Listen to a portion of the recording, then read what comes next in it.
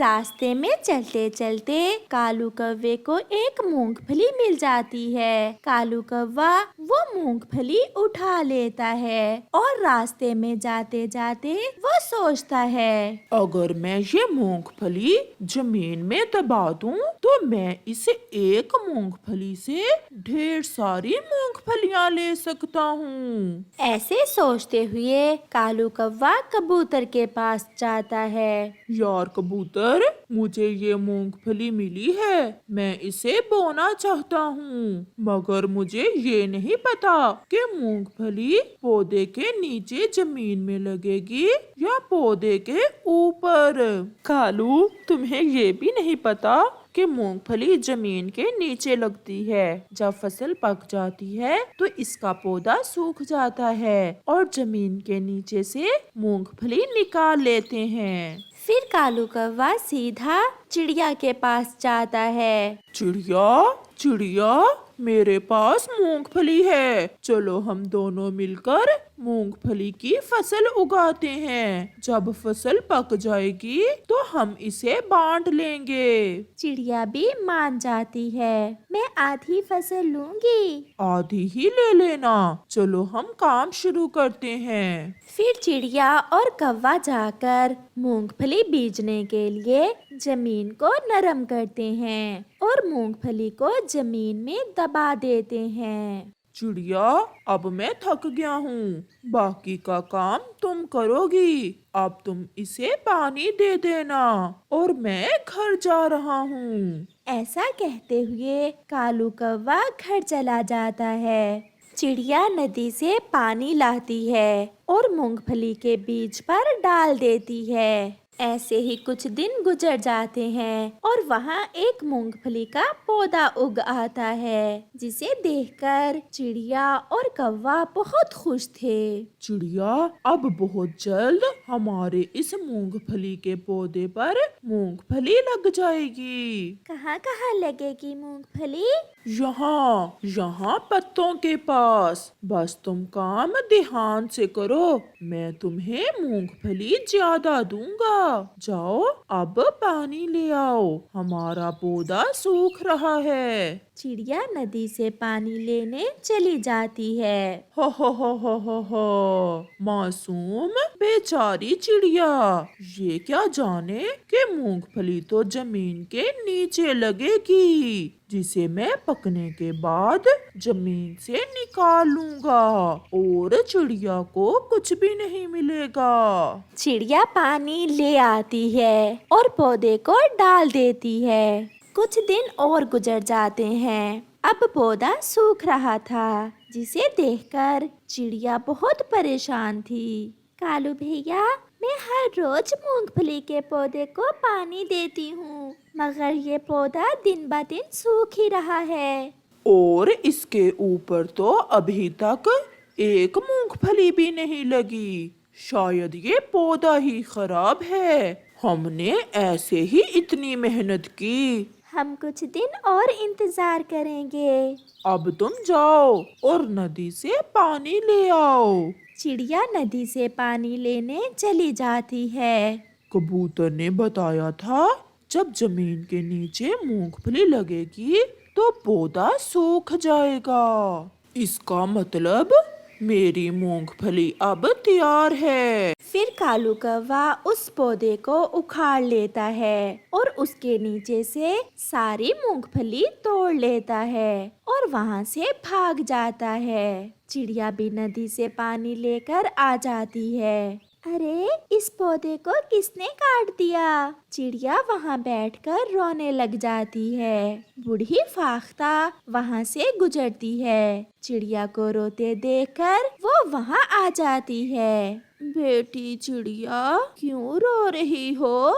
चिड़िया रोते हुए बूढ़ी फाख्ता को सारी बात बताती है। बेटी चिड़िया, वो कौवा बहुत चालाक है। मूंगफली पौधे के ऊपर नहीं, बल्कि जमीन के अंदर इस पौधे की जड़ों में लगती है जो कौवा तोड़ कर ले गया है। उसने तुमसे झूठ बोला था कि मूंगफली पौधे के ऊपर लगेगी। अब तुम घर जाओ और फिर कभी कौवे का विश्वास ना करना। फिर चिड़िया रोती हुई घर चली जाती है। मैं फिर कभी भी उस काले कौवे का विश्वास नहीं करूंगी। ये काला कौवा हर बार मुझे धोखा देता है। चिड़िया घर जाते हुए ऐसे सोच रही थी। घर जाकर कालू कौवा एक मूंगफली खाता है जिसका स्वाद उसे अच्छा नहीं लगता। कालू कौवा कबूतर के पास जाता है। यार कबूतर, मेरी मूंगफली की फसल तो तैयार हो गई, मगर मूंगफली का स्वाद कुछ अच्छा नहीं है। पागल, मूंगफली को आग पर भून कर खाते हैं, फिर उसका स्वाद अच्छा लगता है। और आग कहाँ से मिलेगी?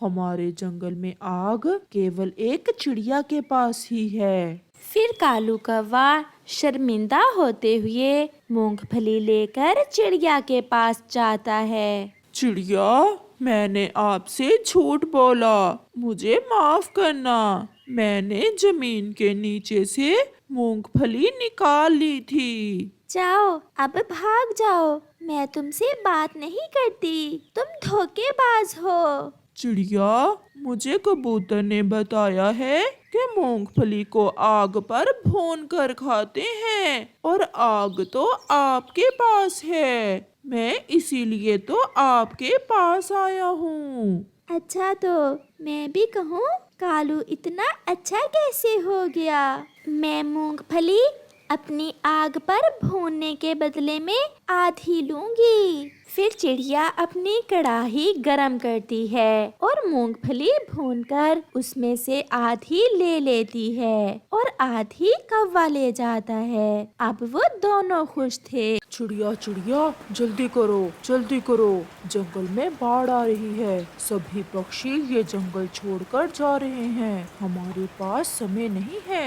कबूतर भैया, ये बाढ़ ऐसे अचानक, मुझे कुछ समझ नहीं आ रहा। हम अपने घर छोड़कर कहाँ जाएंगे? और मेरा तो ये अंडा भी है। चिड़िया, जान बच गई तो घर भी मिल जाएंगे, बस तुम जल्दी करो, अपना अंडा उठाओ। वो अभी ऐसे बात ही कर रहे थे कि बाढ़ का पानी तेजी से आ जाता है। देखते ही देखते उस पानी से तो जंगल भरने लगा था। चिड़िया जल्दी से अपना अंडा उठाती है और कबूतर के पीछे पीछे उड़ जाती है। सभी पक्षी तेजी से उड़े जा रहे थे। फिर अचानक चिड़िया का अंडा छूटता है और बाढ़ के पानी में गिर जाता है। मेरा अंडा बह गया। बाढ़ का पानी तो चंद लम्हों में ही अंडे को बहा ले जाता है। चिड़िया अपने अंडे के पीछे जाने लगती है, लेकिन कबूतर उसे रोक लेता है। चिड़िया, रुक जाओ, अंडे के पीछे जाना तुम्हारी बेवकूफी होगी। समझ लो, वह अंडा तुम्हारे भागे में ही नहीं था। अगर पीछे से और पानी आ गया तो तुम भी साथ ही बह जाओगी। फिर चिड़िया रोती हुई कबूतर की बात मानकर कबूतर के साथ चली जाती है। मीनू चिड़िया नदी पर पानी पीने आई थी तो उसकी नजर पानी में बहते हुए अंडे पर जाती है। वो जल्दी से अंडा उठा लेती है और उसे अपने घर ले जाती है। मीनू, ये अंडा आप कहाँ से उठा ले आई हो? मैं नदी पर पानी पीने गई थी तो ये अंडा मुझे नदी के पानी में बहता हुआ मिला। ये अंडा जरूर उसी बाढ़ के पानी में बहकर आया है जो पश्चिम वाले जंगल में आई हुई है। अब क्या पता इस अंडे के माता पिता के साथ क्या बीती है, जिंदा भी है कि नहीं। चूचू, आप मेरी एक बात मानेंगे? मैं जानता हूँ आप क्या कहना चाहती हैं। अगर आप इस अंडे को पालना चाहती हैं तो मुझे कोई एतराज नहीं। मैं इस बच्चे को बहुत प्यार दूंगी। इस बच्चे की वजह से ही मेरी सूनी गोद भर जाएगी। फिर कुछ दिनों बाद वो अंडा फूट जाता है और उसमें से एक चिड़िया का बच्चा निकलता है। चूचू चूचू देखें, हमारे अंडे से हमारी जाति का बच्चा ही निकला है। मीनू तो आज इतनी खुश थी, इतनी खुश थी, उसका बस चलता तो पूरे जंगल में अपने बच्चे का ऐलान करती। दूसरी तरफ रानो चिड़िया और बाकी सब पक्षी भी बाढ़ के बाद अपने वाले जंगल में वापिस आ जाते हैं। रानो चिड़िया की तो दुनिया ही उजड़ चुकी थी। ज्यादा रोने की वजह से उसकी आंखों की बीनाई भी जा चुकी थी। कबूतर रानो का अच्छा दोस्त था। वो हर रोज रानो के पास आता, उसे भोजन भी दे जाता और उसे हौसला भी देता रहता। रानो, मैं जब तुम्हें देखता हूँ तो बहुत दुखी हो जाता हूँ। तुमने अपनी क्या हालत बना ली है। तुम कैसी हंसमुख होती थी। सारा जंगल एक तरफ, तुम्हारी जंगल में अपनी ही रौनक होती थी। अब तो सारा जंगल वीरान सा हो गया है। कबूतर भैया, क्या करूं मैं? जब मेरा पति मरा तो मेरे पास मेरा अंडा था। मैंने बहुत मुश्किल से खुद को संभाला था, खुद को इस बात का हौसला देकर कि मेरे पास मेरे जीने का सहारा है। लेकिन अब मैं खुद को कैसे हौसला दूं? मेरा अंडा ही मेरी सारी दुनिया था। अब मैं क्या करूं? इससे तो अच्छा था मैं भी अपने अंडे के साथ ही मर जाती। चिड़िया जब ऐसी बातें करती तो कबूतर का भी दिल भर आता और वो वहाँ से चला जाता। ऐसे ही दिन और रात गुजरते गए। अब मीनू चिड़िया का बेटा कुकू बड़ा हो चुका था। मीनू और चूचू की तो अपने बेटे में जान थी। वो अपने बेटे से बहुत प्यार करते थे। ऐसे ही एक दिन कुकू अपनी रिमोट कंट्रोल गाड़ी से खेल रहा था कि वहाँ जग्गू आ जाता है। जग्गू कौवा बहुत शरारती था। जग्गू कुकू की रिमोट कंट्रोल गाड़ी उठाकर भाग जाता है। फिर क्या था, जग्गू कौवा आगे आगे और कुकू उसके पीछे पीछे। कुकू बहुत हिम्मत वाला था। वो जग्गू को पकड़ लेता है और जग्गू के 2-4 लगा देता है। ये रिमोट कंट्रोल गाड़ी मुझे मेरे पापा ने आज ही ला कर दी है। अगर तुम्हें इतना ही शौक है ऐसी गाड़ियों से खेलने का तो जाओ और जाकर अपनी खरीद कर खेलो। मैं अभी जाकर अपनी मम्मा को बताता हूँ कि तुमने मुझे मारा है। देखना मेरी मम्मा तुम्हारी पिटाई करती। हाँ हाँ, जाओ जाओ और पहले जाकर अपनी मम्मा को ये बताना कि तुम मेरी रिमोट कंट्रोल गाड़ी लेकर भागे थे। फिर जग्गू रोता हुआ वहाँ से चला जाता है। जग्गू, मेरे बच्चे, क्या हुआ तुम्हें? ऐसे रो क्यों रहे हो? मम्मा, मम्मा, वो कुकू मुझे बहुत मारता है। जब भी मैं उसके खिलौनों से खेलने लगता हूँ तो वो मुझे मारकर भगा देता है। मम्मा, मुझे भी वैसे ही खिलौने चाहिए जैसे कुकू के पास हैं। उस अनाथ की इतनी हिम्मत कि मेरे बच्चे को मारे? मम्मा, आप उसे अनाथ क्यों कह रही हैं? उसके मम्मा पापा तो जिंदा हैं। जग्गू बेटा, ये कुकू मीनू और चूचू का सगा बेटा नहीं है। ये तो मीनू को पानी में बहता हुआ मिला था और ऐश कर रहा है अब उनकी दौलत के सर पर। मम्मा, मम्मा, मैं भी उस कुकू को ऐश नहीं करने दूंगा। मैं अभी उसे जाकर बताता हूँ कि वो मीनू आंटी और चूचू अंकल का सगा बेटा नहीं है। फिर जग्गू जल्दी से वापस कुकू के पास जाता है। तुम फिर से आ गए। मैं ही चला जाता हूँ यहाँ से।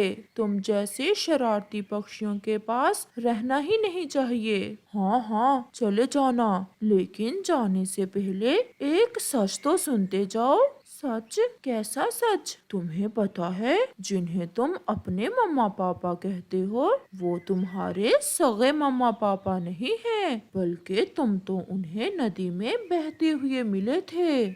बेचारा अनाथ कहीं का। ऐसा कहकर जग्गू वहाँ से चला जाता है और कुकू तो वही पत्थर का बना खड़ा था। उसे तो अपने कानों पर विश्वास ही नहीं आ रहा था। कुछ देर बाद कुकू अपने घर वापस जाता है और चुप करके बैठ जाता है। कुकू बेटा, क्या हुआ है? आप ऐसे उदास होकर क्यों बैठ गए हो? बेटा, आप ठीक तो हो?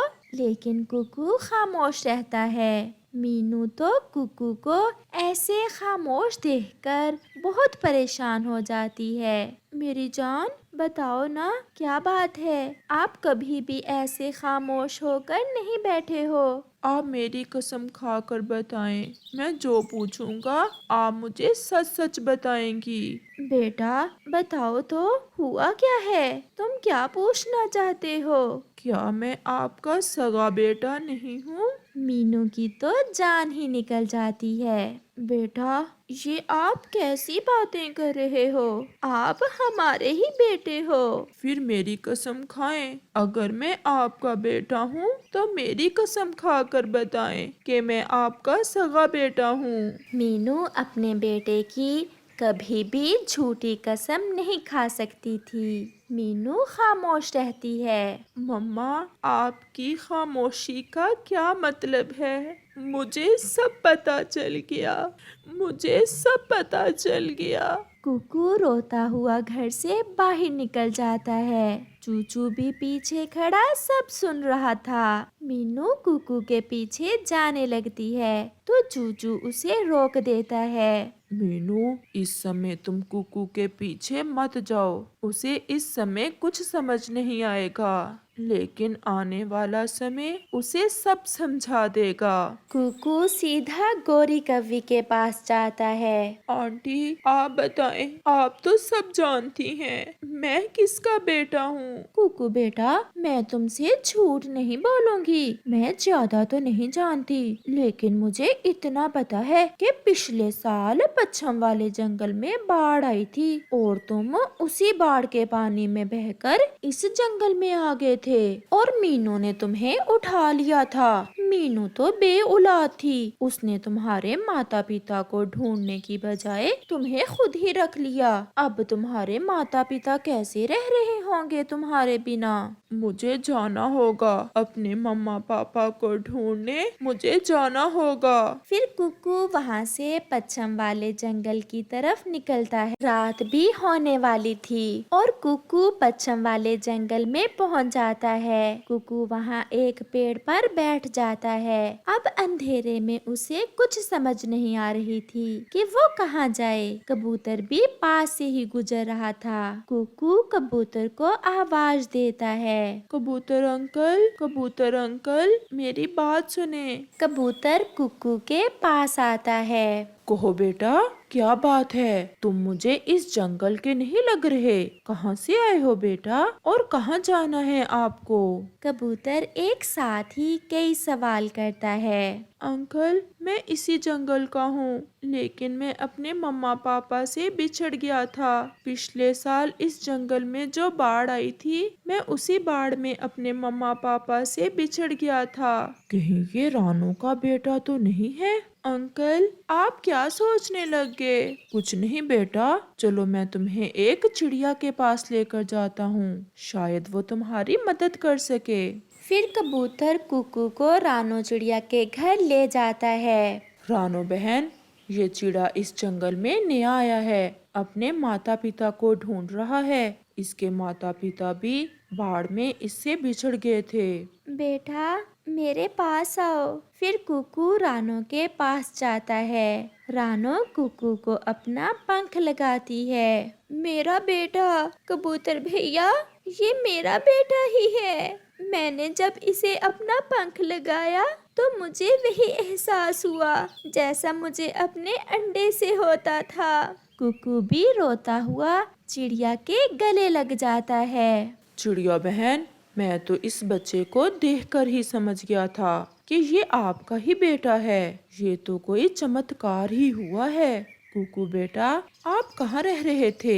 मेरा मतलब है, आपको किसने पाला है? फिर कुकू कबूतर और अपनी मम्मा को सारी बात बताता है, जिसे सुनकर रानो बहुत खुश भी थी और उदास भी। चिड़िया बहन, क्या हुआ? आप एकदम उदास क्यों हो गईं? कबूतर भैया, वो चिड़िया बहुत अच्छी होगी जिसने मेरे बेटे को इतने अच्छे से पाला है। संतान को खो देने का दर्द क्या होता है, मुझसे बेहतर कोई नहीं समझ सकता। मैं मीनू को कभी दुख नहीं दूंगी। कुकू बेटा, मैंने आपको जन्म जरूर दिया है, लेकिन बेटा, जिसने तुम्हें इतने प्यार से पाला वही तुम्हारी असल माँ है। तुम जाओ बेटा, अपनी माँ के पास जाओ। लेकिन मम्मा, मैं आपको भी अपने साथ लेकर जाऊंगा। मैं आपको अकेला नहीं छोड़ सकता। रानो, कुकू ठीक कह रहा है। तुम इनकार मत करना। अब मैं भी तुम्हें दुखी नहीं देख सकता। आपको कुकू की बात मानना होगी। फिर रानो चिड़िया भी अपने बेटे और अपने दोस्त